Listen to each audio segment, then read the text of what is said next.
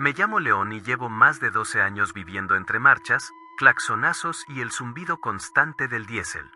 He cruzado casi todo el país en carretera, de punta a punta, y pensaba que ya nada podía sorprenderme. Pero una noche de invierno, en medio del estado de Chihuahua, entendí que hay cosas en la ruta que no salen en ningún manual ni en las pláticas de café entre traileros. Ese día salí de Guadalajara con un viaje urgente de refacciones para maquinaria de construcción.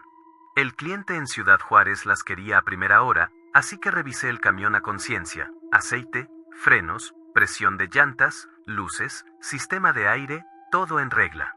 Era un viejo Kenworth rojo, de esos que ya hacen más ruido del que deberían, pero que yo conocía tornillo por tornillo.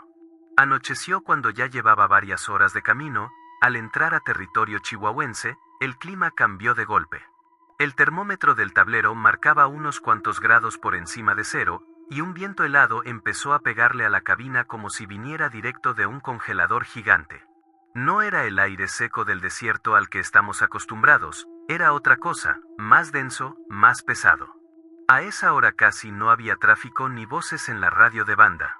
Solo mi respiración, el motor y el viento raspando la lámina. Unos kilómetros adelante me topé con los señalamientos naranjas de siempre: obras a 2 km, desvío.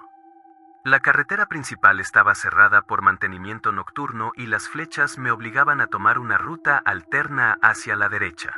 No tenía opción. Si intentaba buscar otro camino perdería el horario de entrega.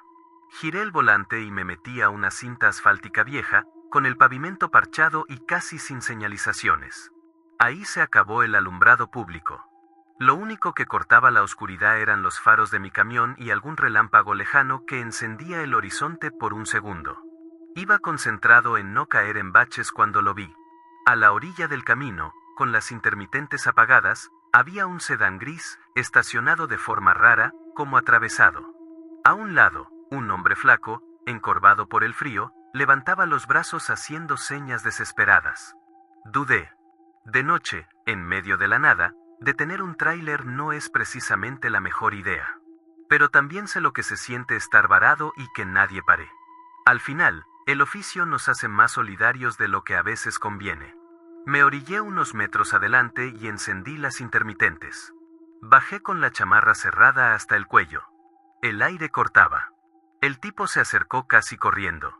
Tenía la cara desencajada, los labios morados por el frío y las manos temblorosas. «Compadre, ¿me hace el paro?», me dijo. El carro se apagó de la nada, no me da marcha. Necesito llegar a un poblado más adelante, mi familia me espera. Se presentó como Mauro. Decía que venía del norte y que se había confiado tomando ese desvío. Le vi una mochila negra pegada al pecho, agarrada con tanta fuerza que parecía parte de su cuerpo.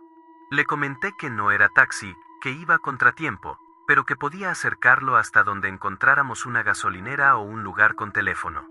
Asintió de inmediato. Subió a la cabina con esa urgencia de quien siente que atrás viene algo peor que la soledad. En cuanto cerró la puerta, percibí un olor raro.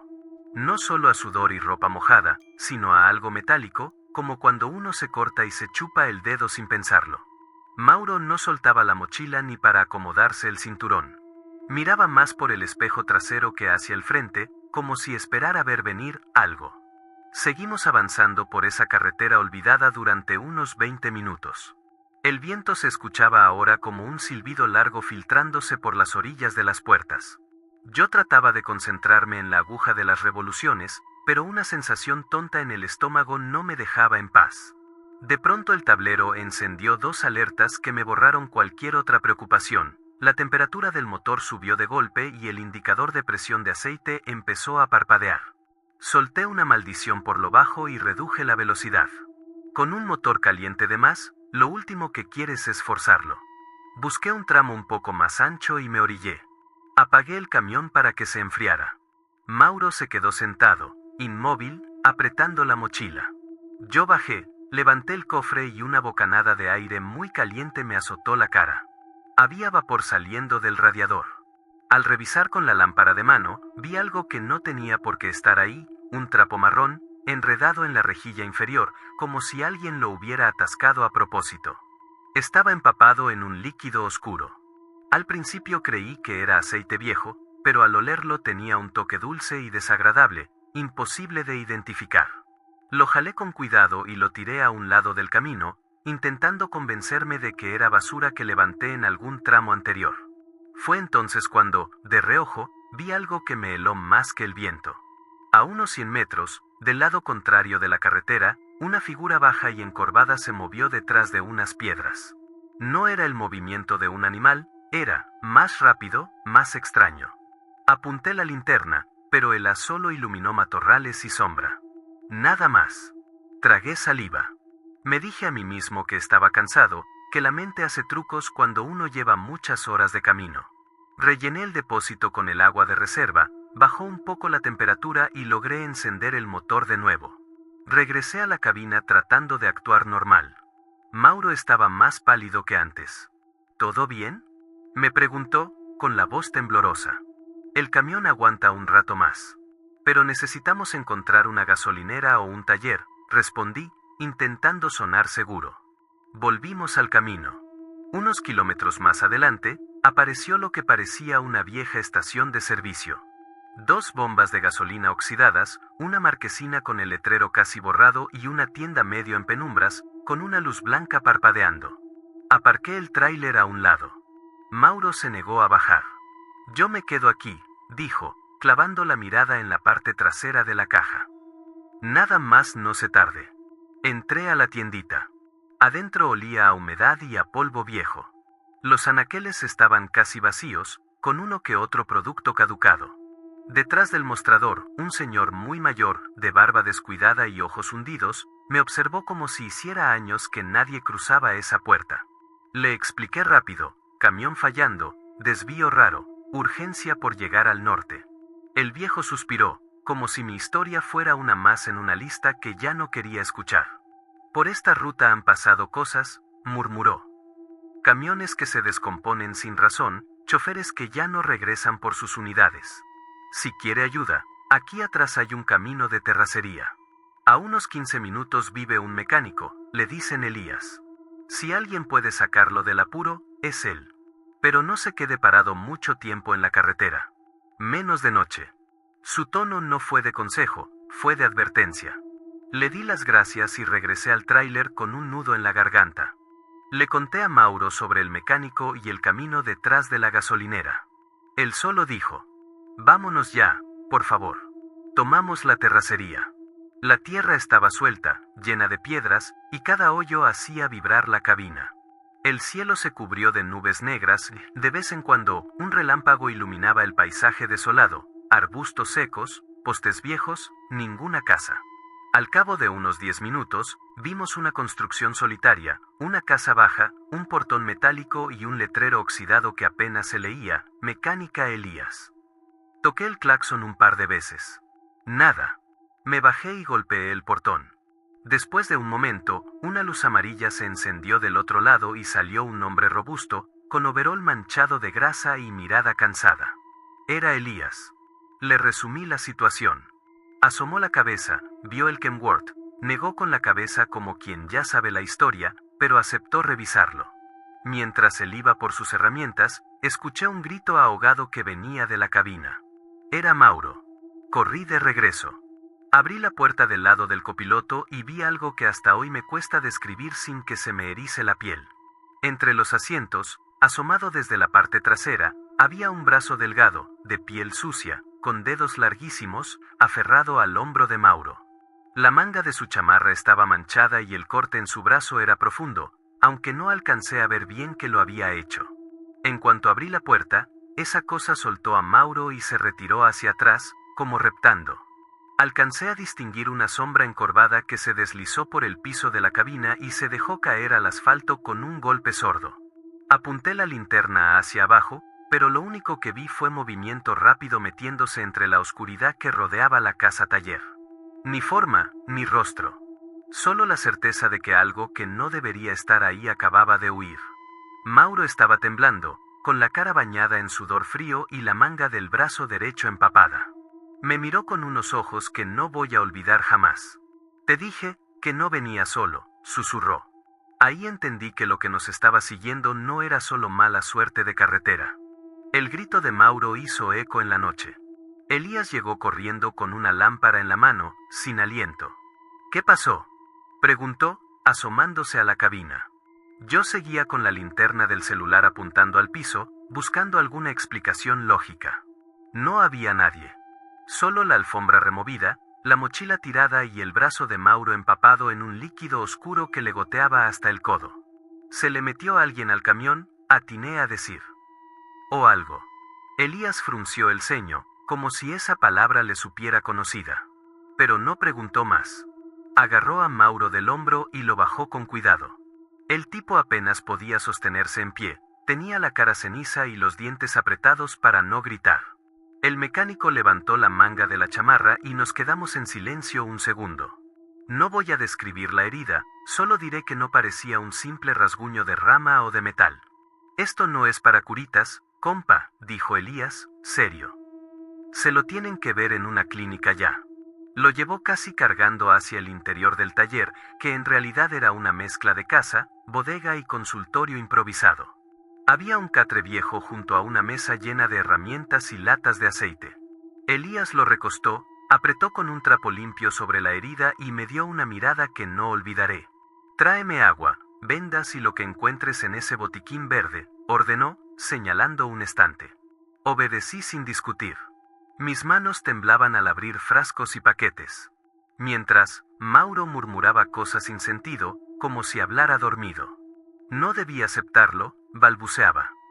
Me dijeron que solo era un encargo, que lo llevara de un punto a otro, que no volteara atrás. Elías lo calló con un gesto. Aplicó desinfectante, envolvió el brazo en vendas y aseguró todo con cinta. El olor a medicamento se mezcló con el de aceite y metal caliente. No se va a desangrar aquí, dijo, pero hay que moverlo al pueblo. La clínica queda como a 20 minutos y la terracería nos deja. ¿Y mi camión?, pregunté, pensando en el motor, en la mercancía, en mi trabajo. Elías se limpió las manos en el overol. Tu tráiler no se va a ir a ningún lado. Lo reviso cuando regresemos. Ahorita preocúpate porque tu pasajero llegue vivo. Salimos al patio trasero. Ahí tenía una pick-up vieja, color indefinido, con golpes por todos lados pero con la batea libre. Ayudamos a Mauro a subir. Iba semiconsciente, apretando los dientes cada vez que el brazo se movía tantito. Elías me dio las llaves de la camioneta. Tú manejas, dijo. Yo voy atrás, en la moto, para alumbrarte el camino. Si algo se atraviesa, no frenes en seco. No te detengas por nada, ¿me oíste? Asentí, aunque no entendía la mitad de lo que implicaban sus palabras. Subí al volante de la pick-up, ajusté el asiento como pude y encendí el motor. Tosió un par de veces, pero arrancó. Elías se subió a una motocicleta vieja, encendió la farola delantera y se colocó detrás de mí. Salimos a la terracería. En ese momento empezó a lloviznar, fina al principio y luego más intensa. Las gotas golpeaban el parabrisas dibujando líneas torcidas bajo la luz. Cada bache hacía rechinar la carrocería. Mauro soltó un gemido ahogado en la parte de atrás. Aguanta, ya casi, le dije, sin estar seguro de eso. Avanzábamos a vuelta de rueda. Elías me alumbraba desde atrás para que no termináramos en una zanja. Yo no dejaba de mirar de reojo los espejos, no por miedo a un coche, sino por la sensación absurda de que algo corría junto a nosotros. El viento había cambiado otra vez, ahora sonaba como si soplara de abajo hacia arriba, golpeando la batea. A los pocos minutos lo escuché, un golpe seco en la parte trasera, como si algo se hubiera dejado caer de golpe. La pick-up se sacudió y tuve que corregir el volante para no salir del camino. ¿Lo sentiste?, gritó Mauro desde atrás, con la voz quebrada. Fue un bache, mentí. Sujétate bien. Pero el corazón me latía tan fuerte que sentía el eco en las sienes.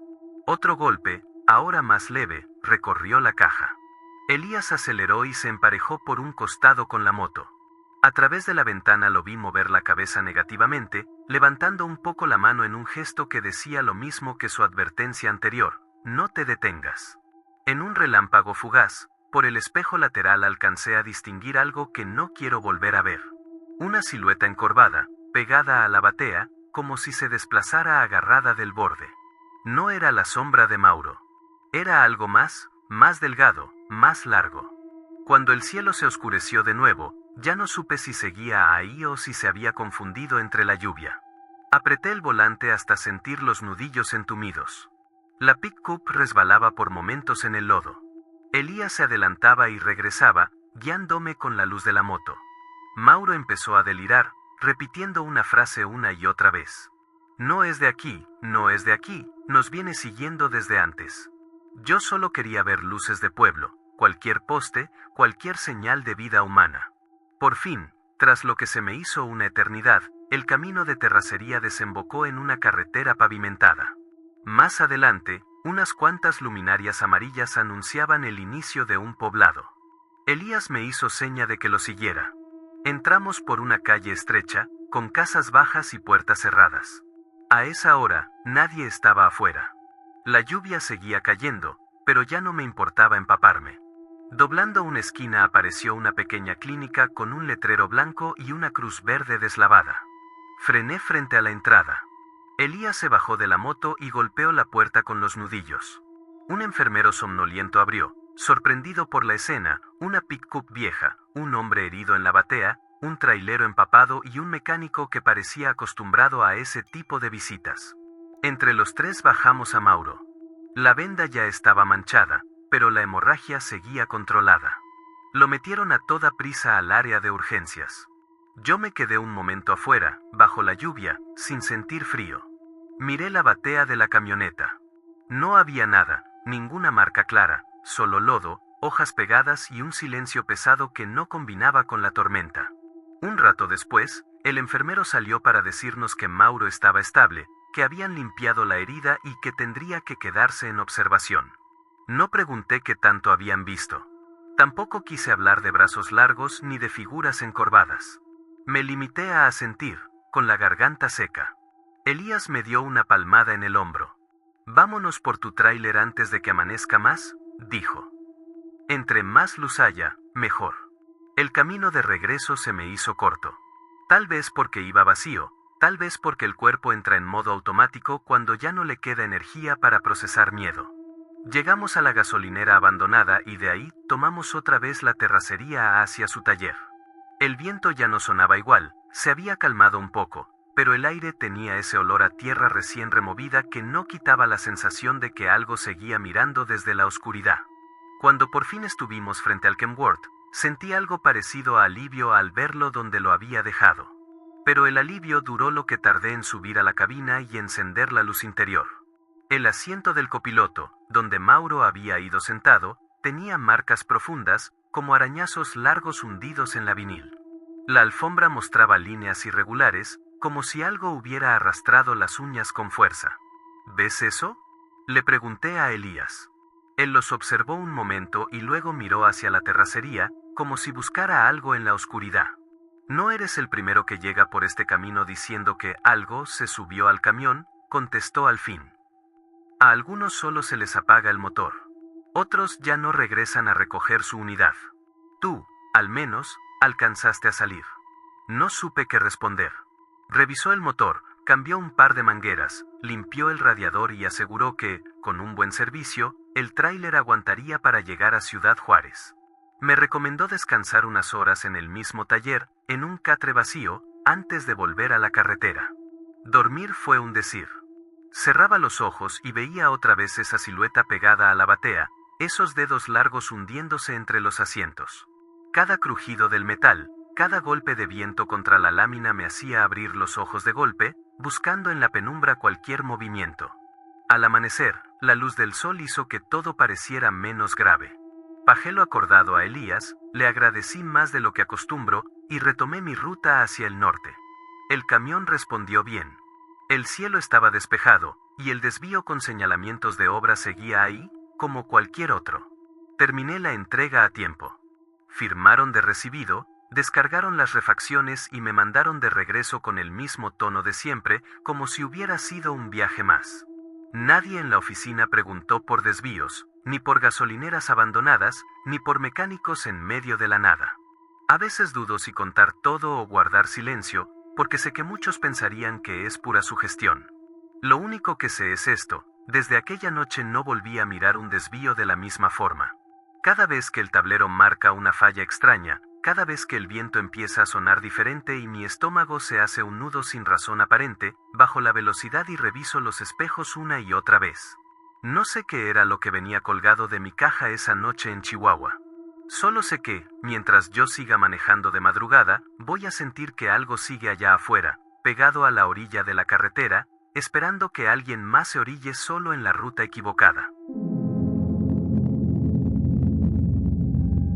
Me llamo Mario y llevo media vida detrás de un volante. Soy de Torreón y desde los 21 años me dedico a manejar tráiler de carga pesada. Me sé de memoria el olor del diésel, el zumbido del motor cuando algo no va bien, y esa mezcla rara de calma y tensión que se siente cuando la carretera se queda sola de madrugada. Pensaba que ya había visto de todo: asaltos, accidentes, retenes falsos. Pero lo que viví una noche entre Durango y Mazatlán me dejó claro que hay lugares donde la maldad se esconde en los detalles, en un desvío, en un rancho perdido, en un maldito pozo. Aquella vez iba con un Kenworth rojo cargado de alimentos no perecederos. Tenía que entregar en Mazatlán antes de medianoche, así que salí temprano de Gómez Palacio, con la idea de llegar justo a tiempo, dormir un rato y regresar al día siguiente. En un pueblito llamado La Esperanza, donde siempre paro a estirar las piernas y comer algo, bajé a cenar unos tacos y a tomar café. Ahí se me acercó un señor flaco, moreno, como de 1,50, que se presentó como Jorge. Me preguntó si por casualidad iba rumbo a la costa. Le dije que sí, que por la libre, como casi siempre.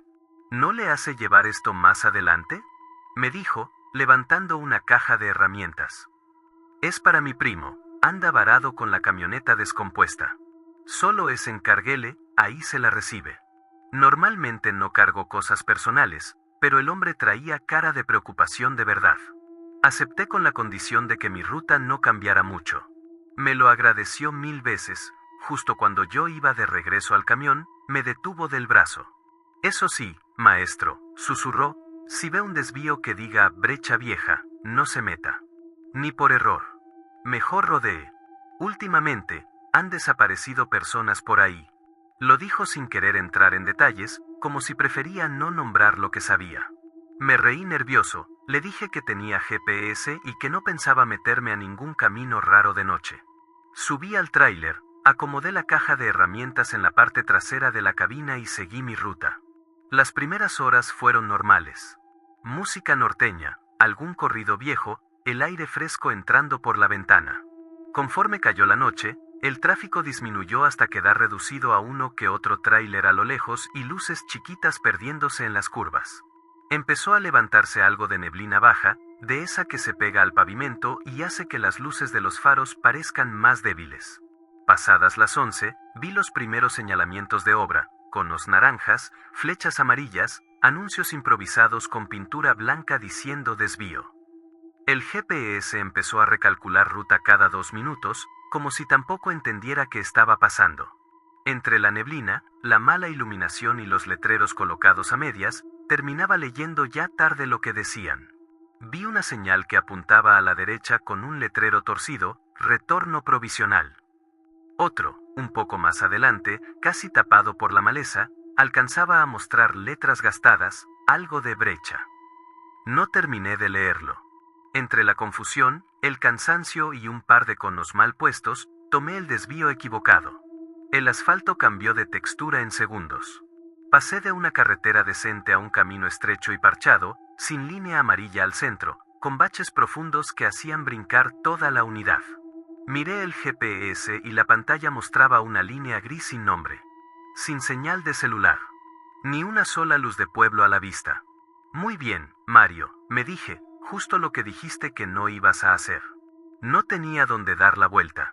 A los lados solo había matorrales y zanjas. Seguí adelante, esperando encontrar algún entronque que me permitiera regresar a la ruta principal. La neblina se hizo más espesa, al grado que apenas distinguía unos metros adelante. Bajé la velocidad.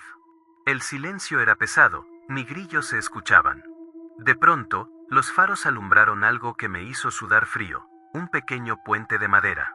No era un puente moderno, de concreto. Era una estructura estrecha, con tablones negros y húmedos, sostenidos por vigas viejas. A los costados, en lugar de barandal, solo había unos troncos clavados a medias.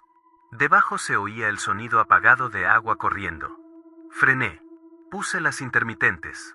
Me bajé con la linterna y caminé hasta el borde. Al pisar la primera tabla, escuché un crujido largo que no me gustó nada. Miré entre las rendijas, no vi el fondo exacto, solo oscuridad y el reflejo tenue del agua. No había manera de rodearlo. Si me echaba en reversa, corría el riesgo de terminar con medio tráiler en una zanja. Me quedé ahí, respirando hondo, sopesando el peso de la caja, el de la unidad y el de mi propia estupidez. Va despacio, sin frenazos, me repetí. Como si pisaras vidrio. Regresé al camión. Metí primera. Crucé el puente casi en punto muerto. Cada metro que avanzaba, la madera se quejaba con chasquidos que sentía en el pecho. No respiré hasta que las ruedas traseras tocaron tierra firme al otro lado. Hubo un golpe seco en el eje, como si alguna tabla hubiera cedido de último momento. No quise mirar por el espejo. Apenas avancé unos cuantos metros, las luces iluminaron una figura en medio del camino. Tuve que frenar de golpe. Era un hombre parado justo sobre la raya imaginaria del centro, con la ropa hecha jirones y la cara llena de moretones. Tenía las manos levantadas, los ojos muy abiertos, como si por dentro siguiera corriendo. Bajé la velocidad hasta detenerme casi frente a él. Puse el freno de mano, encendí las intermitentes y asomé la cabeza por la ventana. «Oiga, ¿está bien?», grité. El tipo tardó unos segundos en reaccionar, como si mi voz lo trajera de regreso. Se acercó cojeando, con un tic nervioso en la comisura del ojo. Tenía un golpe fuerte en el pómulo y la piel de los nudillos pelada. «No se detenga mucho», dijo, con voz ronca. «Si se quedan, ellos vienen». Tragué saliva. «¿Quiénes?», pregunté. Miró hacia atrás, hacia la oscuridad, y luego hacia el puente de madera, como calculando tiempos. «Me llamo Rogelio», se presentó al fin. «Mi esposa está en un rancho más adelante. Nos trajeron a la fuerza. Yo me escapé, pero ella se quedó ahí.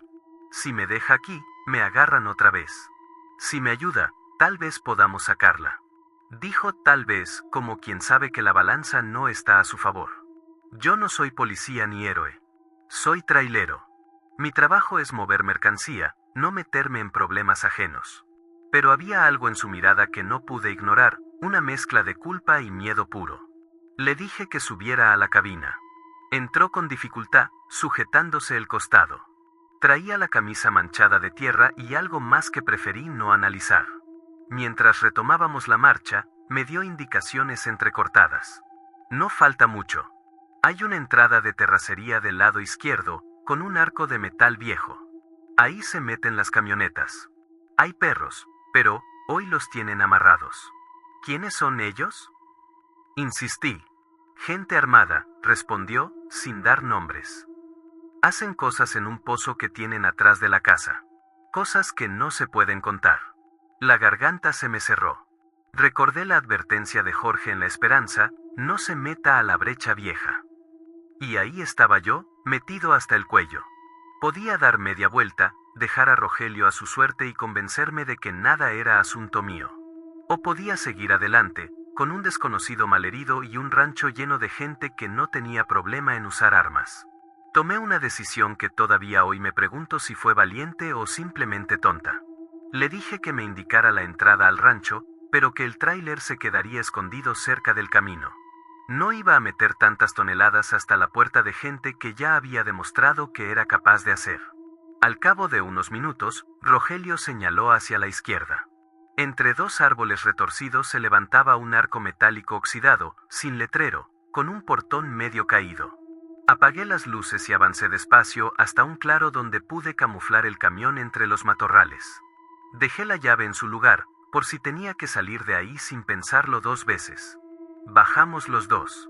El aire olía raro, una mezcla de basura vieja, agua estancada y algo más pesado, dulzón, que venía desde el fondo del terreno. La casa principal era una construcción grande, con la pintura cayéndose a pedazos y láminas sueltas en el techo. Adentro se escuchaban voces, no muchos, pero suficientes. ¿Tu esposa está ahí? Susurré. Si no la han movido, sí, respondió. A veces la amarran en una camioneta o la bajan al pozo. Depende de lo que quieran. Nos movimos pegados a la pared, aprovechando las sombras. A la derecha, un establo semiderrumbado, a la izquierda, un corral con la cerca rota. Más atrás, alcanzaba a distinguir un círculo de ladrillo, el pozo. Desde ahí venía el olor más fuerte, casi insoportable. Primero la camioneta, dijo Rogelio. Si está ahí, la sacamos rápido. Caminamos agachados hasta un techito de lámina que hacía de cobertizo. Debajo, una pick-up vieja, con varias marcas de impacto en la caja. La puerta del conductor estaba entornada. En la batea, tapado con una cobija gruesa, había un bulto de tamaño humano. El corazón me dio un vuelco. Por un instante quise creer que era un costal de maíz, herramientas, lo que fuera. Pero el bulto se movió. Un quejido ahogado salió desde abajo, como si la voz llevara horas guardada. «Es ella», susurró Rogelio, con los ojos brillantes. Me acerqué y jalé la cobija. Debajo, una mujer con los ojos vendados y la boca cubierta por una cinta adhesiva respiraba agitada. Tenía las muñecas atadas con cuerda y el rostro lleno de marcas. Cuando sintió el aire frío, se estremeció. Rogelio casi se derrumba. Se lanzó hacia ella, llorando en silencio, y empezó a desatarle las manos con desesperación. «Amor, soy yo», repetía. «Ya vine, ya vine». Ella intentó hablar, pero la cinta no se lo permitía. Con manos torpes, se la quitó con cuidado y le retiró la venda de los ojos. Parpadeó varias veces, confundida, hasta que logró enfocarlo. Se abrazaron con una fuerza que no he vuelto a ver en nadie. «Tenemos que irnos ya», les dije, vigilando los alrededores. Me asomé desde el cobertizo hacia la casa principal. Una sombra cruzó frente a una ventana. Escuché un portazo y una voz potente gritando algo que no pude entender del todo, pero la intención era clara, estaban molestos. Después, otro ruido, metálico, familiar.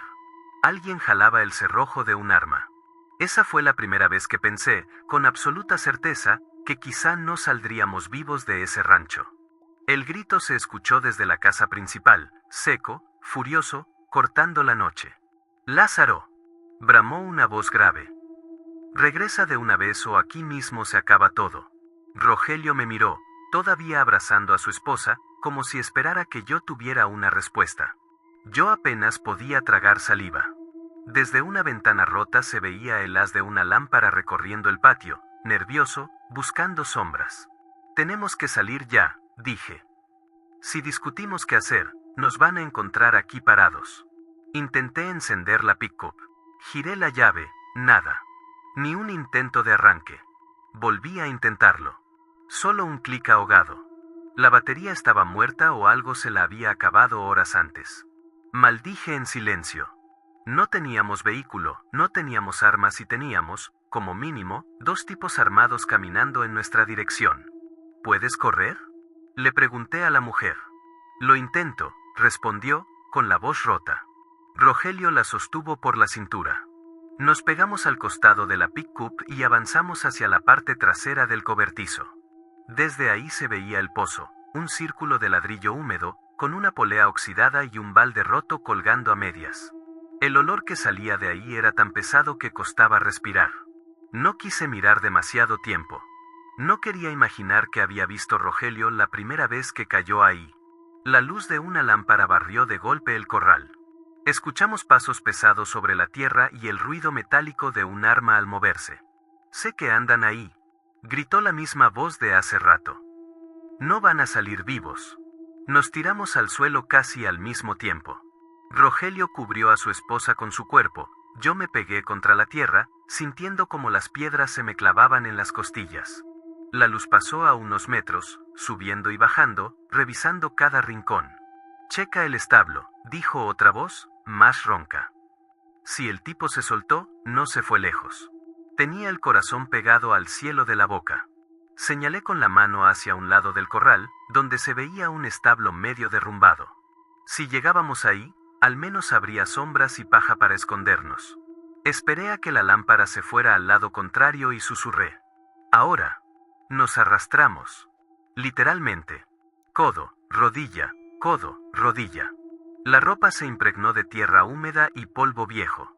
La mujer respiraba entrecortado, pero se esforzaba por no hacer ruido. El establo olía a estiércol antiguo y madera podrida. Nos metimos entre unas pacas de paja apiladas en un rincón que apenas se sostenía. No pasó ni un minuto cuando la puerta del establo se abrió de golpe. La lámpara entró primero, cortando la oscuridad. La voz potente volvió a sonar, ahora mucho más cerca. «Te voy a encontrar, ¿me oíste?», dijo. «Y cuando te halle, vas a desear haberte quedado en el pozo». El haz de luz se paseó por las vigas del techo, por los comederos vacíos, por las pacas. Una de ellas, justo encima de nosotros, dejó caer un puñado de paja sobre nuestras caras. Estuve a nada de toser. Me tapé la boca con el antebrazo y cerré los ojos. Los pasos se aproximaron. Podía escuchar la respiración del hombre, pesada, cargada de rabia. La luz se detuvo un segundo sobre el montón donde estábamos ocultos. Luego bajó, recorrió el suelo, volvió a subir. El tipo emitió un bufido de frustración. «Nada», gruñó, y escupió al piso. «Sal, Lalo, aquí no están». La puerta se cerró con un golpe. Solo entonces me atreví a respirar hondo. Rogelio temblaba, su esposa no dejaba de apretar los ojos, como si quisiera borrarlo todo. «Tenemos una oportunidad», susurré. «La última». Salimos por una abertura trasera del establo, una especie de hueco donde alguna vez hubo una tabla. Desde ahí se veía el portón oxidado de la entrada y, más allá, entre sombras, la silueta de mi tráiler parcialmente oculto por la maleza. Era un tramo abierto, sin nada para cubrirnos si alguien salía de la casa con la lámpara. «Cuando les diga, corremos sin voltearnos», les expliqué. «Suben por el lado del copiloto y cierran la puerta aunque no estén acomodados. Si escuchan algo, no se detengan». No sé cuántos segundos estuvimos contando respiraciones, esperando el momento justo. El viento sopló, movió las ramas secas, y desde la casa principal se oyó un portazo en otro sentido. Ese fue mi disparo de salida. Ahora, corrimos como si nos estuvieran jalando del cuello. Sentí las piernas pesadas por el miedo, pero no paré. A medio camino, una luz se encendió en el porche de la casa. Un grito reventó la noche. «¡Ahí van!». El primer disparo sonó como un trueno seco. Algo golpeó la tierra a unos centímetros de mi zapatilla. No me atreví a mirar atrás. Oí a Rogelio gritar el nombre de su esposa, pero seguían moviéndose. Alcanzamos la cabina del Kenworth, subí casi de un salto, giré la llave sin pensar. El motor respondió con un rugido que nunca me había sonado tan bonito. Abrí la puerta del copiloto y Rogelio empujó a su esposa primero, subiéndola como pudo. Otro disparo, otro golpe metálico en la carrocería. La mujer cayó sobre el asiento y él se acomodó detrás, en la litera, sin cerrar bien la cortina. «¡Cierra!», grité. La puerta dio un portazo justo cuando algo volvió a chocar contra el costado del tráiler. Metí la primera, solté el freno y pisé el acelerador con todo. Las llantas patinaron un segundo en la tierra suelta antes de agarrar tracción y lanzarnos hacia adelante. Por el espejo vi a uno de los hombres corriendo detrás, con el arma levantada. La lámpara en su mano libre dibujaba círculos erráticos. Otra detonación retumbó. El cristal lateral vibró, pero no se rompió.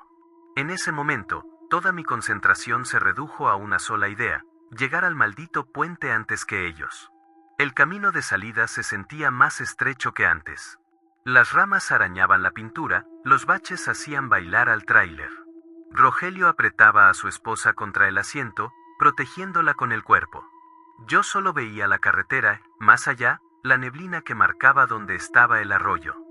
Cuando la estructura de madera apareció de nuevo frente a nosotros, sentí que el estómago se me iba al suelo. No había tiempo para detenerse a evaluar. Si frenaba, nos alcanzaban. Entré al puente casi sin bajar la velocidad. Las tablas crujieron con una fuerza distinta, como si protestaran por soportar otra vez todo ese peso. «Aguanta, aguanta, aguanta», repetía entre dientes. En la mitad del cruce, un golpe seco sacudió todo el tráiler.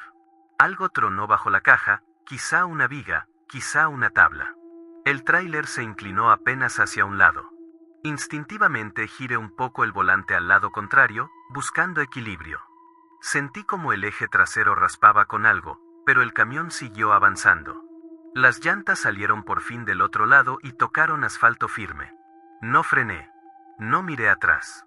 No reduje la velocidad hasta varios kilómetros adelante, donde la neblina se abría y la carretera volvía a parecer normal. Rogelio respiraba como si hubiera corrido un maratón. Su esposa estaba en shock, pero consciente. Yo tenía las manos tan sudadas que apenas podía sujetar el volante. Cuando por fin tuve señal en el celular, marqué al número de emergencias. La voz del operador sonó lejana, pero clara. Le di la ubicación aproximada, describí el rancho, el puente, el desvío, las personas armadas y a la mujer que traíamos con nosotros. Me pidió que fuéramos a un parador de camiones unos kilómetros adelante y que no intentáramos regresar. En el parador ya había un par de unidades estacionadas. Nos orillamos. Un rato después llegaron patrullas estatales y una unidad de la Guardia Nacional. Tomaron declaración, revisaron la cabina, miraron los impactos en la lámina y el daño en el eje. Se llevaron a Rogelio y a su esposa en una ambulancia al hospital más cercano. A mí me mantuvieron un rato más respondiendo preguntas. No sé qué encontraron cuando fueron al rancho. Nunca me lo dijeron. Solo sé que, días después, alguien me comentó por radio que en esa zona habían clausurado un lugar raro y que andaban buscando a más víctimas. Yo ya no quise preguntar detalles. Terminé reparando el daño del tráiler y volví a la ruta, porque uno vive de esto. Pero desde esa noche, cada vez que veo un letrero oxidado anunciando una brecha, cada vez que un desconocido me pide un favor sencillo o un desvío me saca de la carretera principal de madrugada, siento el mismo escalofrío que sentí frente a ese puente de madera. Pude haber seguido de largo y decir no es mi asunto. Pude haber ignorado a Rogelio y su caja de golpes. Pero si algo me dejó claro esa noche es que en la carretera no solo se transporta carga, también se cargan decisiones. Y algunas te persiguen toda la vida, sobre todo cuando atrás de ellas queda un rancho, un pozo y la sensación de que la muerte te rozó el hombro y siguió de largo por pura casualidad. Me llamo Leonel, soy de Culiacán y desde hace más de 15 años vivo entre ejes, diésel y carreteras federales. He cruzado casi todo México al volante de un tráiler de carga, y aunque me ha tocado ver accidentes, retenes falsos y uno que otro intento de asalto, nunca había sentido el miedo tan cerca como aquella noche entre Hermosillo y Nogales, en pleno desierto de Sonora. Ese día salí de Hermosillo poco antes de las 3 de la tarde con un cargamento de insumos médicos. Tenía horario claro, llegar al almacén de Nogales alrededor de las 11 de la noche, dejar la mercancía, dormir unas horas en una pensión de traileros por la salida y al día siguiente seguir rumbo a la frontera. El clima era el clásico del norte, sol fuerte, calor seco, horizonte plano. A mí me gusta conducir así, sin lluvia, con el camino despejado y el aire acondicionado domando el ambiente dentro de la cabina. Llevaba el estéreo sintonizado en una estación local de música norteña. Aflojé un poco los hombros, puse el control de velocidad rondando los 85 y me concentré en ir cumpliendo kilómetros. Al inicio todo fue rutina pura. Tráileres a la distancia, uno que otro sedán familiar, las gasolineras conocidas, los mismos cerros recortados al fondo. Nada parecía salirse del guión. Todo cambió al entrar a un tramo semidesértico, de esos donde la carretera se vuelve una línea interminable de asfalto rodeada de matorrales y tierra rojiza. Es una zona transitada, pero a ratos se queda vacía. Fue ahí cuando lo noté. En el retrovisor lateral izquierdo apareció un auto compacto gris, algo viejo, pegado a mi carril. No intentaba rebasar. Se quedaba justo detrás, en la franja donde uno empieza a perderlo del espejo. Al principio no me preocupé. Es común que los coches se queden atrás de un tráiler para romper el viento o porque no tienen potencia para adelantar. Pero pasaron 10, 15, 20 minutos, y el coche gris seguía exactamente en el mismo lugar. Si bajaba un poco la velocidad, él bajaba. Si la subía, también aceleraba. No era normal. Activé la direccional y me cambié de carril cuando el tráfico lo permitió, dejándole el carril libre para que pasara. Toqué la bocina un par de veces, como diciéndole, ándale, rebasar o qué. El carro se quedó donde mismo, ajustando su distancia con una precisión que me puso un nudo en el estómago. Comencé a recordar historias que cuentan los compañeros, carros que te siguen, que se te emparejan para obligarte a detenerte en zonas solas, gente que finge fallas mecánicas para hacerte bajar de la unidad. No sabía si era paranoia o presentimiento, pero cada kilómetro que avanzaba sentía el cuello más tenso. Decidí hacer una prueba. Reduje más la velocidad, casi a ritmo de camión cargado en subida. El auto gris hizo exactamente lo mismo, pegado a mi sombra. Luego aceleré con decisión, sin llegar a excederme, escuché el motor del tráiler responder, pesado pero constante. El coche detrás tuvo que forzar el suyo, se escuchaba el esfuerzo, pero aún así no me dejaba. «Algo quieren», murmuré, apretando el volante. Al fin, después de casi media hora de ese juego silencioso, el coche encendió direccional y se desplazó a mi lado. Me rebasó muy despacio, como si quisiera que lo viera bien. Alcancé a notar a dos hombres al frente.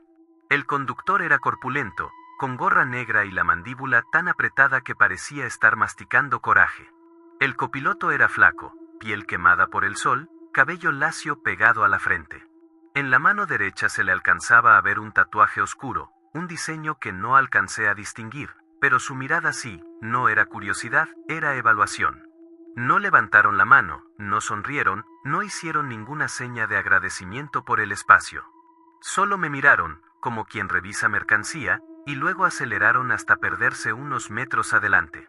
Suspiré un poco más tranquilo, hasta que sentí algo raro en la dirección. Un ligero temblor, como si una llanta estuviera agarrando mal el pavimento. No quise arriesgarme. En cuanto vi un claro al costado de la carretera, me orillé, puse intermitentes y me bajé a revisar. Caminé alrededor de la caja, revisando presión de llantas con la mano, buscando algún clavo, alguna fuga en el sistema de aire. Todo se veía normal. Abrí el cofre para echar ojo al motor. El ruido era el de siempre, sin golpeteos raros. Fue ahí, con la cabeza metida entre mangueras y filtros, cuando sentí ese escalofrío que no se te olvida, el reflejo de dos luces acercándose lento por el retrovisor de la defensa. Era el mismo auto gris. Se detuvo a unos 100 metros detrás del tráiler, casi pegado a la línea blanca del acotamiento. Vi al copiloto bajar. Aunque estaba lejos, su postura lo decía todo, no venía a ofrecer ayuda, venía decidido. Levantó un brazo, haciéndome señas para que me acercara, como si trajera una urgencia. Su voz se perdía entre el ruido de la carretera, pero su cuerpo se veía impaciente. Algo en mi interior me gritó que no diera un solo paso hacia él. Cerré el cofre de golpe y subí a la cabina. Giré la llave. El motor tardó unos segundos más de lo normal en reaccionar. Ese retraso se me hizo eterno. El auto gris seguía ahí, el copiloto avanzando a zancadas. «Ándale, ándale, enciende», susurré. Finalmente, el motor rugió. Metí la primera y salí de inmediato, incorporándome a la carretera casi sin mirar atrás. Alcancé a ver por el espejo como el tipo corría de vuelta al coche, subía a toda prisa y el compacto gris se lanzaba detrás de mí. Ahí comenzó la persecución de verdad. Durante un rato se mantuvo lejos, a varios metros, como si estuviera calculando. Luego, en una recta larga, aceleró hasta emparejarse. Lo tuve pegado al costado, tan cerca que podía ver los nervios en el cuello del copiloto. Gritó algo que no entendí y sacó medio cuerpo por la ventana. En la mano, ahora sí sin duda, llevaba un arma corta. Me replegué contra mi asiento por instinto y apreté el volante. El primer estruendo seco retumbó en la lámina como martillazo. Sentí la vibración en los pedales. No supe si había sido contra la caja, contra una salpicadera o contra el aire, pero entendí el mensaje, querían que me detuviera. Otro disparo sonó, más lejano. El coche se vio obligado a corregir porque el conductor perdió un instante el control. Aproveché para acelerar todo lo que la carga me permitía. Recordé que más adelante, antes de llegar a Magdalena, había una gasolinera en un pueblito pequeño, San Emetrio. Tenía pocas luces, pero al menos era un lugar con gente y un teléfono fijo. Me aferré a esa idea como a un salvavidas. Iría derecho a San Emetrio, no bajaría la velocidad más de lo necesario, si el camión aguantaba, ahí llamaría a la Guardia Nacional. No podía enfrentarme a dos sujetos armados en medio del desierto. Lo único que tenía a mi favor era el peso del tráiler y la distancia hasta un lugar donde alguien más viera lo que estaba pasando. Mientras el sol se hundía y el desierto se teñía de naranja, las luces del auto gris seguían clavadas en mi espejo, como dos ojos que no parpadeaban. La tarde se había convertido en una franja naranja cuando la primera caseta quedó atrás y el cielo empezó a perder color. Para entonces, ya no veía al auto gris pegado al costado. Se quedaba a varios metros, detrás, como un animal que sabe que la presa se va a cansar tarde o temprano. Cada cierto tramo, se me acercaban por el carril izquierdo, encendían las luces altas, me encandilaban los espejos y luego se rezagaban otra vez. Era como si quisieran que supiera que seguían ahí, que no se habían ido. La señal del teléfono se perdió por completo. Miré la pantalla varias veces, esperando aunque fuera una rayita para mandar un mensaje de voz, una ubicación, algo. Nada. Desierto a los lados, cielo oscureciéndose y solo esas dos luces blancas que crecían y se achicaban en el retrovisor, jugando con mi paciencia. Cuando el sol se terminó de esconder, encendí todas las luces auxiliares del tráiler. El asfalto se volvió un túnel negro al que mis faros arrancaban pedazos. El auto gris aprovechó esa oscuridad. De repente, sin avisar, volvió a emparejarse. Ahora sí se acercaron tanto que podía escuchar el motor forzado. El copiloto sacó medio cuerpo por la ventana, otra vez con el arma en la mano. Gritó algo que terminó ahogado por el viento y apretó el gatillo. Sentí el impacto en la parte baja de la caja, un golpe seco que hizo vibrar toda la estructura. No voy a parar, cabrón, dije entre dientes, aunque ellos no pudieran oírme. Moví ligeramente el tráiler hacia el centro del carril, obligando al auto a irse a la orilla. El conductor del gris reaccionó tarde, una de sus llantas pisó la grava, perdió estabilidad y tuvo que corregir el volante con brusquedad. El coche se descontroló unos segundos, lo suficiente para que se quedara atrás. Yo solo pensaba en un letrero, San Emetrio 25 kilómetros. Sabía que había una gasolinera vieja, 2 postes de luz, y si tenía suerte, un teléfono fijo y alguien despierto. Los kilómetros se hicieron eternos. Cada curva parecía repetida. El medidor de combustible bajaba lento, pero mi paciencia se consumía más rápido que el diésel. En un tramo recto, a lo lejos, vi un destello azul y rojo. Por un segundo creí que era un retén, una patrulla estacionada. Toqué el claxon con fuerza, buscando llamar la atención. Pero cuando llegué, me di cuenta de que era una unidad de la Guardia Nacional que salía por una brecha lateral, rumbo a otra revisión. Sin sirena, sin detenerse. Pasaron a un lado de mí sin saber que, unos kilómetros atrás, traía el infierno pegado al parachoques. Me quedé con la garganta apretada. No tenía a quien acudir. Solo quedaba seguir manejando y confiar en que el camión aguantara una emboscada más. Por fin apareció el letrero oxidado que anunciaba la gasolinera de San Emetrio. 2 lámparas amarillentas iluminaban a medias las bombas y un par de casas viejas a los lados. Reduje la velocidad y entré directo al área de carga. Apagué el motor, pero dejé las luces encendidas. Un hombre de unos 50 años, delgado, con camisa desabotonada y gorra desteñida, se acercó con la manguera en la mano. ¿Cuántos litros, jefe?, preguntó, mirándome de reojo, como si ya intuyera que algo no estaba bien. Me incliné por la ventanilla. Échele completo, por favor, y necesito ayuda. Me vienen siguiendo desde hace rato, un carro gris, 2 tipos. Traen armas. Su gesto cambió de inmediato. Los ojos se le agrandaron un segundo, luego los bajó, como si hubiera dicho algo que no quería escuchar. Aquí casi no hay señal, pero tengo teléfono en la oficina, murmuró. Si quiere, marque a la Guardia Nacional. No más, no arme escándalo. ¿Sí? No quiero problemas. Asentí. Apenas bajé, escuché el rugido lejanísimo de un motor acercándose. El despachador tragó saliva y señaló con la cabeza hacia una puerta metálica detrás de la tienda. Métase ahí. El teléfono está colgado en la pared. Yo le abro. Entré a la pequeña oficina al fondo de la gasolinera. Olía a aceite y papel viejo. Colgado junto a un calendario desteñido había un teléfono fijo de los de antes. Marqué el número de emergencias con los dedos temblando. El tono sonó interminable hasta que por fin contestó una voz cansada. Guardia Nacional, ¿cuál es su emergencia? Soy trailero, estoy en la gasolinera de San Emetrio, carretera Hermosillo, Nogales, solté, casi de un jalón. Me vienen siguiendo dos sujetos armados en un auto gris. Ya me dispararon en la carretera. Creo que acaban de llegar. La voz al otro lado se tensó. Manténgase dentro de un lugar cerrado y visible. No salga. Enviamos unidades en cuanto sea posible. Colgué. El despachador, desde la puerta, me hizo señas para que mirara por una ventana lateral. Me acerqué con cautela. El auto gris se había detenido al otro extremo del terreno, casi oculto en la penumbra. Uno de los hombres bajó, el de la gorra negra. Se ajustó la cintura, como quien se asegura de tener el arma en su sitio, y caminó primero hacia la tiendita contigua. Estaba cerrada con candado. Golpeó un par de veces, maldijo en voz alta y, de pronto, giró la cabeza en dirección a mi tráiler. Se detuvo. Señaló con el brazo hacia donde estábamos. Gritó algo hacia el coche. El copiloto bajó también. Esta vez pude ver claramente que los dos traían armas largas colgando del hombro. Por atrás hay un cuartito de servicio, susurró el despachador. Sin ventanas, nomás una rendija. Ahí no los ven. No lo pensé dos veces.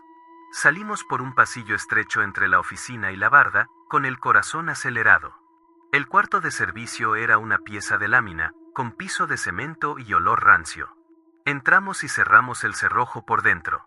La luz provenía apenas de una rendija en la parte alta de la puerta. Los pasos se escucharon pronto en el exterior.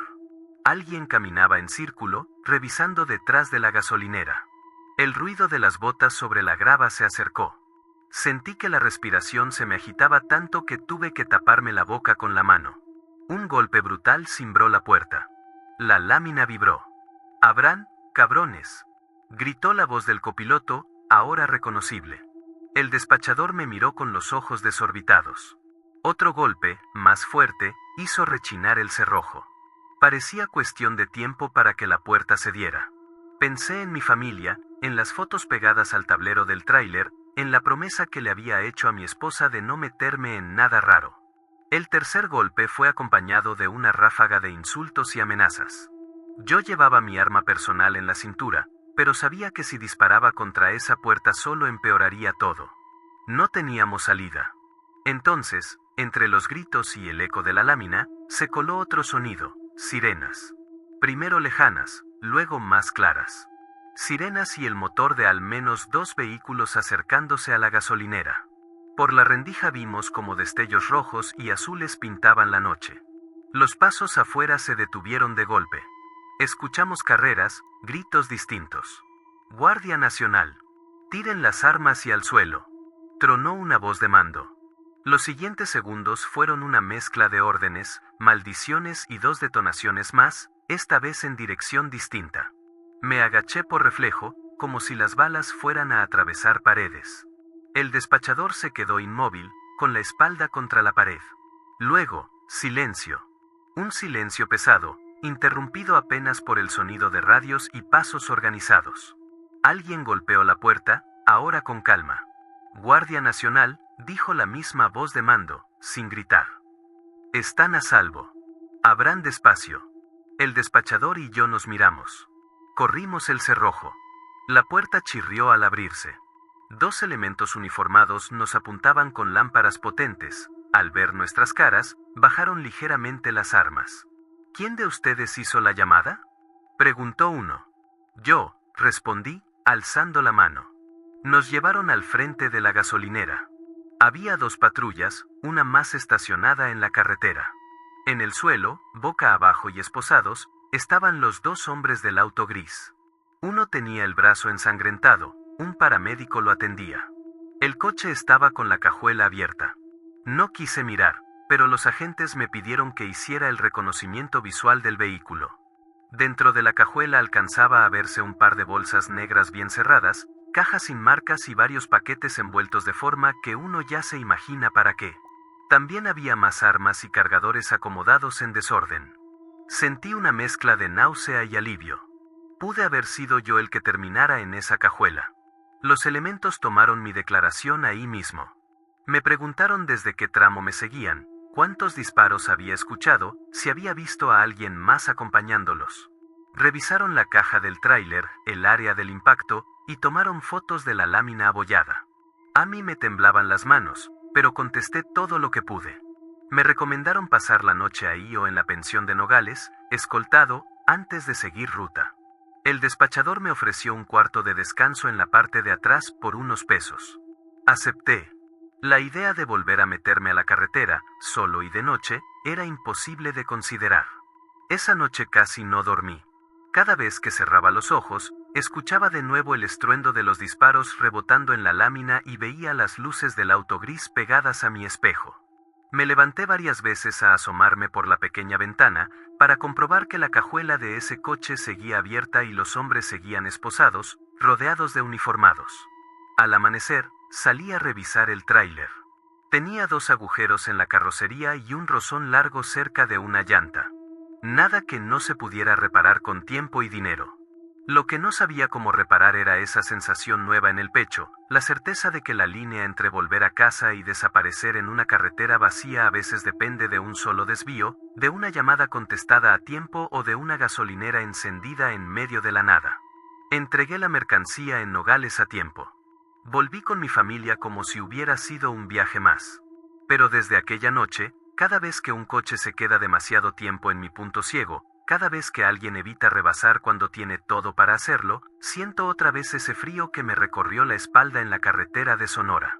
La ruta es la misma. El paisaje, también. El que ya no es el mismo soy yo.